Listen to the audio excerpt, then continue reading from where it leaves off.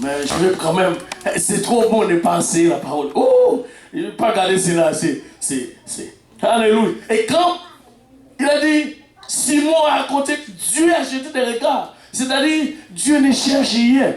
Dieu, écoute, tu savez ce que c'est que Dieu? C'est pourquoi la Bible dit, Dieu cherche un cœur soumis à sa volonté. Si tu parles à quelqu'un, écoutez, sors des gens, parle aux gens, n'ayez pas peur de leur parler. Peu importe ce qu'ils disent, n'ayez pas peur. Parce que vous avez la vérité.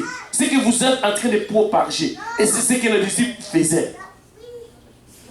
Et c'est pourquoi, alléluia, nous avons, et nous comment nous ne pouvons pas faire ces grandes erreurs de garder cet évangile ou d'avoir peur de parler à quelqu'un. Dans ton école, dans ton travail, savez-vous, moi, dans mon travail, j'ai un problème. Il y a un adventiste 7e jour, elle est là-bas, elle ne fait rien, elle ne donne aucun témoignage. Mais quand moi j'ai commencé à prêcher l'évangile, même moi aussi, elle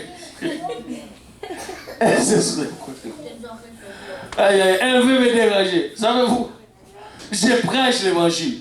Et quand les gens y arrivent à un moment de mon travail, les gens...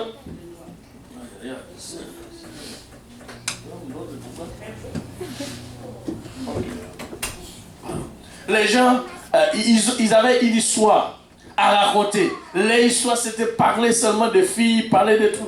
Maintenant, tout a changé. Quand je suis arrivé dans mon travail, je vais les saluer le matin. Bless you, in Jesus' name. Et là, ça a tout changé. Maintenant, dès qu'ils me voient, bless you, Jesus' name. Il y a le nom de Jésus qui commence à propager le travail. Je vous dis, le Seigneur est merveilleux. Et savez-vous comment mon superviseur m'appelle? Fadelo. Ce n'est pas, je ne veux pas juste prendre cela pour acquis pour me glorifier, mais à Dieu soit la gloire. Mais je vous dis, c'est quand tu gardes ce que tu as, partout où tu passes, les gens vont connaître Dieu. Et je vous dis, dès mon arrivée dans mon travail, on m'a outragé. Et je garde l'attitude de l'évangile. Et maintenant, juste à cause de mon superviseur, les autres maintenant se mis à m'appeler aussi Fadelo. Mais si mon superviseur, alors c'est supérieur, bon, alors le travail, bien entendu, mais m'appelle alors, les autres, ils n'ont pas le choix de le faire. Et s'il y a un problème, peu importe le petit problème, mon superviseur va venir me voir. Et on va prier pour cette femme. Oh, j'aime ça. Et il y avait une dame qui avait un cancer. Elle est venue me voir. Fader, tu vas prier pour elle. Je vous dis sincèrement, nous avons un grand privilège de servir le Seigneur. Peu importe le petit problème, ils vont venir me voir.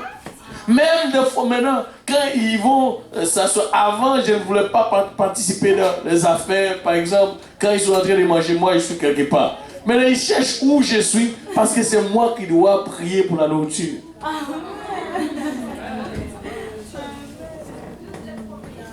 Je vous dis, le Seigneur est merveilleux.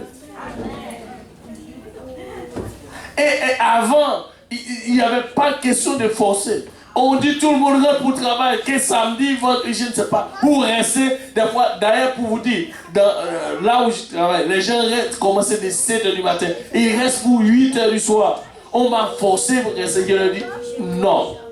On a essayé avant, je leur dis non. Mais savez-vous quoi? C'est moi-même qui donne comment ça dit? Mon horaire. Je vais parler en anglais, mon horaire. Maintenant, quand je leur dis, ok, vu que vous avez dans les besoins, je peux travailler pour vous de lundi, c'était à 6h, mardi, c'était à 6h, mercredi, c'était à 6h, mais jeudi, vendredi, oubliez cela. Je donne mon horaire. Et puis c'est fait. Quand tu as un travail que tu donnes, mais si ce n'est pas Dieu, on va te dire, on va chercher quelqu'un d'autre. Toi, tu oses te donner ton oreille. Toi, tu es le superviseur. Dieu est merveilleux. Pour nous battre nos mains pour notre Seigneur Jésus-Christ. Nous sommes en train de servir.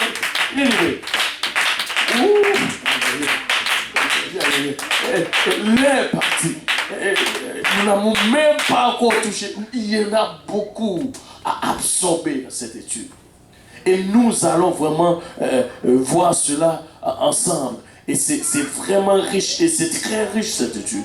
Et nous n'avons... c'est beaucoup. Nous n'avons rien dit encore. Mais nous venons de voir encore une autre... Alléluia. Il m'a dit les rouges. Il m'a donné les rouges. Ça veut dire les d'arriver. Bon, il m'a changé l'écran. Il m'a dit que c'est rouge. Je suis sur le feu rouge. Je suis en train de traverser le rouge. Ok, on va arrêter. Mais, je vous dis, et quand Paul a mené regardez, Paul, il est avec Barnabas. Et ils ont rencontré d'abord un groupe. Et ces groupes qu'ils ont rencontrés étaient en train de déranger quelqu'un d'autre, les autres. Mais quand ils ont rencontré ces groupes, eux, et ce n'était pas suffi pour eux de parler avec ce groupe. Ils ont monté à aller voir l'original, là où ça a été commencé. Et c'est pourquoi, amène-le. Si vous, amène-le. On a la parole de Dieu. On ne va pas donner d'autre chose que la parole de Dieu. Écoutez, Pierre, il a parlé. Il a dit tout ce que Dieu cherche, c'est un peuple. Avant, Pierre pensait qu'il n'était pas, non, il était différent que les autres. Mais maintenant, il ne pense pas différemment que les autres. Il a dit, wow, nous sommes tout simplement un. Et nous n'avons même pas pris. Bon, on va le passer dessus. Mais si jeudi prochain, ça va être le groupe Fraternité. Mais l'autre. Mais écoutez, si vous voulez, alléluia, grandir. Écoute, maintenant, ce n'est pas le temps de venir seul ici. Tu dis au sol, wow, il y a une étude à l'église de Montréal-Nord. Wow! Si tu viens, je te dis, tu vas vraiment enseigner et trouver la parole pour parler dehors quand tu... Même cette étude nous montre même comment parler. Il dit, quand tu vas rencontrer les païens, voici comment adresser la parole. Elle dit, en toute sagesse, nous avons tout. Nous sommes en train de vraiment d'étudier. Oh, alléluia, que c'est extraordinaire cette étude. Pouvons-nous battre nos mains pour notre Seigneur Jésus-Christ. Alléluia, merci Seigneur. En se levant tous ensemble,